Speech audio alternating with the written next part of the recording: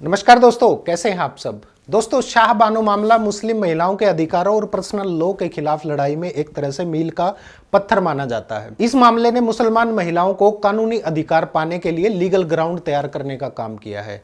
Supreme court ने शाह बानो मामले में तलाक के बाद गुजारा भत्ता देने के फैसले को सही ठहराया था, लेकिन इस बात को लेकर बेहद अच्छे वाला मतलब तगड़ा राजनीतिक विवाद पैदा हो गया था। और उस विवाद की वजह थी कि कोर्ट किस हद तक मुस्लिम पर्सनल लॉ में दखल दे सकता है। इस बात को लेकर यह पूरा विवाद पैदा हुआ था। वहीं शाह बानो के मामले ने मुस्लिम महिलाओं को शादी के अंदर समान अधिकार और सामान्य अदालत में तलाक लेने की सुविधा का भी दरवाजा खोल दिया है। साल 1978 में 62 साल की एक मुस्लिम महिला शाह बानो ने कोर्ट में अर्जी डालकर अपने पति मोहम्मद अहमद खान से तलाक के बाद गुजारे भत्ते की मांग की थी। आपकी जानकारी के लिए बता दूं कि शाह बानो और मोहम्मद अहमद खान का निकाह साल 1932 में हुआ था और उनके 5 बच्चे भी थे। अब चूंकि मोहम्मद अहमद खान पेशे से वकील थे और उनकी दूसरी शादी इस्लामिक कानून के तहत ही की थी, जिसके बाद शाह बानो ने साल 1978 में इंदौर की अदालत का दरवाजा खटखटाया और 500 रुपए प्रति महीना गुजारा भत्ता दिए जाने की मांग की थी।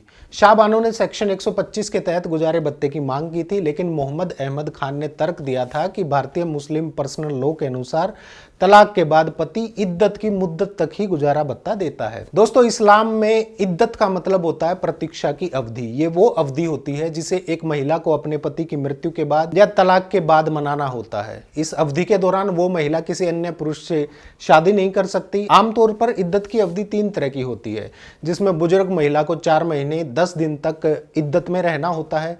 जवान महिला को 3 मासिक माहवारी के दौरान पराये पुरुष के सामने आने से बचना होता है। अगर कोई गर्भवती महिला विधवा हो जाती है या उसका तलाक हो जाता है तो इद्दत तब तक चलती है जब तक वो बच्चे को जन्म नहीं दे देती। मोटे शब्दों में कहा जाए तो आमतौर पर पति द्वारा तलाक दी गई महिला के लिए ये अवधि 3 महीने की होती है, लेकिन अगर शादी के पश्चात सहवास नहीं हुआ है तो कोई इद्दत नहीं होती है। जिस महिला के पति की मृत्यु हो गई है उसके लिए इद्दत पति की मृत्यु के बाद के 4 चंद्रमास और 10 दिन होती है, चाहे शादी के पश्चात सहवास हुआ है या नहीं हुआ है। यही कंडीशन जो है वो लागू रहेगी। वहीं अगर मुस्लिम पर्सनल लॉ की बात करें तो इद्दत वो अवधि होती है जो एक पत्नी अपने पति की मौत या तलाक के बाद बिताती है। हालांकि ये अवधि 3 महीने की होती है, लेकिन स्थिति के अनुसार इसमें बदलाव भी किए जा सकते हैं और इस अवधि के बाद महिला दूसरी शादी कर सकती है। शाह बानो मामले के दौरान मोहम्मद अहमद खान का all India personal law board ने समर्थन किया था और कहा था कि कोर्ट मुस्लिम पर्सनल लॉ के अंतर्गत आने वाले मामलों में हस्तक्षेप नहीं कर सकता है। इस मामले पर लंबी सुनवाई चली और उसके बाद साल 1985 में सुप्रीम कोर्ट ने फैसला सुनाया और हाई कोर्ट के फैसले को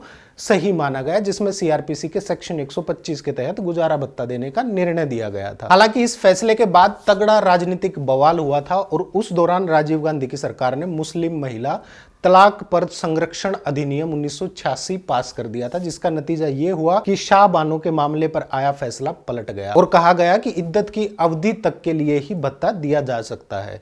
दोस्तों, राजीव गांधी के ये कानून पास करने के पीछे समस्या कहीं और थी। उस साल कई लोकसभा सीटों पर चुनाव हुए थे और तकरीबन सब जगह से कांग्रेस के लिए बुरी खबर आई थी। असम के चुनाव में चंद दिन पुरानी पार्टी यूनाइटेड माइनॉरिटीज फ्रंट ने 17 सीटों पर जीत दर्ज की थी और वहीं बिहार में किशनगंज लोकसभा सीट के चुनाव में सैयद शहाबुद्दीन ने कांग्रेस के खिलाफ 73,000 वोटों से जीत हासिल की थी और सब जगह एक ही मुद्दा था, शाह बानो केस। राजनीतिक विश्लेषकों की माने तो मुस्लिम मतदाताओं के डर से राजीव गांधी सरकार ने इस बिल को लाने का फैसला किया था।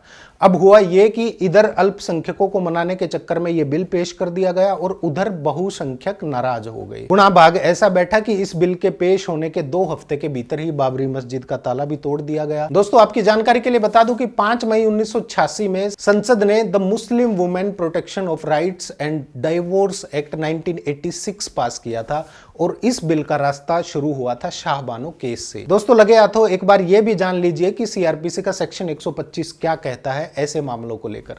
सेक्शन 125 के अनुसार सामाजिक न्याय के अंतर्गत हर उपेक्षित व्यक्ति को गुजारे भत्ते का अधिकार है और इस सेक्शन के तहत किसी भी धर्म का व्यक्ति इसके लिए एप्लीकेशन डाल सकता है, अप्लाई कर सकता है, अर्जी डाल सकता है। सेक्शन 125 में गुजारे भत्ते का जिक्र है, जिसमें स्पष्ट किया गया है कि कौन कौन गुजारे भत्ते की मांग कर सकता है और इसके तहत एक पत्नी गुजारे भत्ते की मांग कर सकती है। अब कानूनन पत्नी किसे माना जाएगा?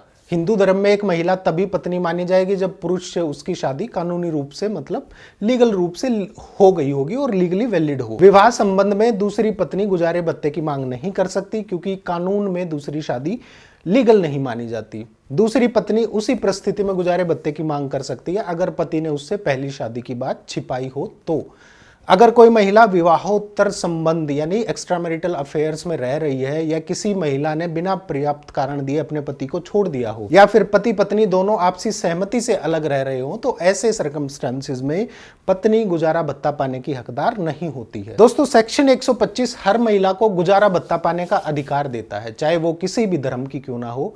हालांकि महिलाओं को भत्ता देने के प्रावधान अलग अलग हैं, जैसे पर्सनल लॉ में भत्ते का अलग से प्रावधान किया गया है, हिंदू मैरिज एक्ट के सेक्शन 24, इंडियन डिवोर्स एक्ट के सेक्शन 37 और स्पेशल मैरिज एक्ट के सेक्शन 24 में गुजारे भत्ते को लेकर प्रावधान किए गए हैं। लेकिन यह बात भी साफ है कि सीआरपीसी के सेक्शन 125 को मुस्लिम पर्सनल लॉ के अधीन नहीं देखा जा सकता। दोस्तों मुसलमानों में निकाह वैध तभी माना जाता है जब दोनों पक्ष महिला और पुरुष इससे सहमत हो, महिला ने दूसरा निकाह ना किया हो और वो इद्दत में ना हो। सीआरपीसी के सेक्शन 125 के तहत मुस्लिम महिला इद्दत की अवधि बीत जाने के बाद भी गुजारे भत्ते की दावेदार होती है बशर्ते उसने दूसरा निकाह ना किया हो। इसके अलावा इस सेक्शन के तहत बच्चे चाहे वो वैध शादी से पैदा हुए हों या शादी से बाहर पैदा हुए हों गुजारा भत्ता पाने के हकदार होते हैं और माता पिता भी अपने जैविक या गोद लिए हुए बच्चों से भत्ते की मांग कर सकते हैं। फिलहाल इस मामले पर सोमवार यानी 19 फरवरी 2024 को लंबी सुनवाई हुई और सुप्रीम कोर्ट ने मामला आरक्षित कर लिया। दोस्तों एक केस में तेलंगाना के फैमिली कोर्ट ने मोहम्मद अब्दुल समद को तलाक के बाद उसकी पूर्व पत्नी को हर महीने 20,000 रुपए गुजारा भत्ता देने को कहा था। महिला ने सीआरपीसी के सेक्शन 125 के तहत फैमिली कोर्ट में गुजारा भत्ता देने की गुहार लगाई थी और कहा था कि समद ने उन्हें ट्रिपल तलाक दिया है। अब समद ने इस फैसले के खिलाफ हाई कोर्ट में अपील दायर की जहां कोर्ट ने कहा कि इस मामले में कई सवाल उठाए गए जिन पर फैसला लेना ही होगा, लेकिन साथ ही याचिकाकर्ता समद को 10,000 रुपए अंतरिम भत्ता देने का भी आदेश कोर्ट ने दिया। हाई कोर्ट के निर्देश को चुनौती देते हुए समद ने सुप्रीम कोर्ट का दरवाजा खटखटाया और कहा कि हाई कोर्ट ने इस बात को नजरअंदाज कर दिया कि 1986 का कानून एक खास कानून है और सीआरपीसी के सेक्शन 125 की तुलना में 1986 वाले कानून को माना जाएगा क्योंकि सीआरपीसी का जो कानून है वो एक नॉर्मल लॉ है, एक आम कानून है। समद के वकील वसीम कादरी का कहना है कि मुस्लिम महिला को दिए गए तलाक के मामले में सेक्शन 125 को लागू करना संभव नहीं है, लेकिन अगर किसी मुस्लिम महिला को अलग कर दिया गया है या उसका पति ध्यान नहीं रख रहा है तो वो इस सेक्शन के तहत भत्ता मांग सकती है। वसीम कादरी के अनुसार तलाकशुदा महिला के लिए स्पेशल लॉ 1986 लागू होता है, यानी इद्दत अवधि में ही उसे वो भत्ता दिया जाएगा और कोर्ट में मैंने यही तर्क दिए हैं और जिस व्यक्ति को जितनी क्षमता है उसे उसी प्रकार से भत्ता देना होगा। वहीं एमाइकस क्यूरी गौरव अग्रवाल ने इस मामले में सुप्रीम कोर्ट और हाई कोर्ट के दर्जन से ज्यादा फैसलों का हवाला दे दिया और सेक्शन 125 के तहत हर महीने भत्ता देने की बात पर जोर दिया। दोस्तों विमेन इन मस्जिद, टिल तलाक डू अस पार्ट, अंडरस्टैंडिंग तलाक और ट्रिपल तलाक एंड खुला जैसी किताबों के लेखक जिया उस सलाम का भी कहना है कि यह सोचने की बात है कि पिछले 47 सालों में भारत का मुसलमान समुदाय कहां पहुंच गया है। शाह बानो ने उस जमाने में छोटी सी मांग की थी और राजीव गांधी ने उसे ओवरटर्न कर दिया था। मुस्लिम पर्सनल लॉ इद्दत की बात करता है, वही मुस्लिम विश्लेषकों का कहना है कि आपकी पत्नी के प्रति जिम्मेदारी तब तक रहती है जब तक कि वो दूसरा निकाह ना कर ले। इस्लामिक लॉ के अनुसार पैसा कमाने की जिम्मेदारी मर्द की है और अगर महिला पैसा कमाती भी है तो बावजूद इसके उसका मर्द से पैसे और उससे भत्ता लेने का अधिकार बना रहता है। महिला का अपने कमाए पैसे पर पूरा अधिकार है और उस पैसे पर मर्द का कोई अधिकार नहीं है। कुरान के सूरे में भी कहा गया है कि मर्द अगर पत्नी को तलाक दे चुका है तो उसे उचित भत्ता देने का प्रावधान करना चाहिए। दोस्तों इस पूरे मामले में जितनी जानकारी मुझे मिली है उस हिसाब से जायज तो यही है कि जब तक महिला दूसरी शादी या निकाह ना कर ले और खुद कमाने में सक्षम नहीं है तो उसे गुजारा भत्ता दिया जाना चाहिए। अगर महिला पढ़ी लिखी है और कमाने में सक्षम है तो महिला को भत्ता नहीं मांगना चाहिए।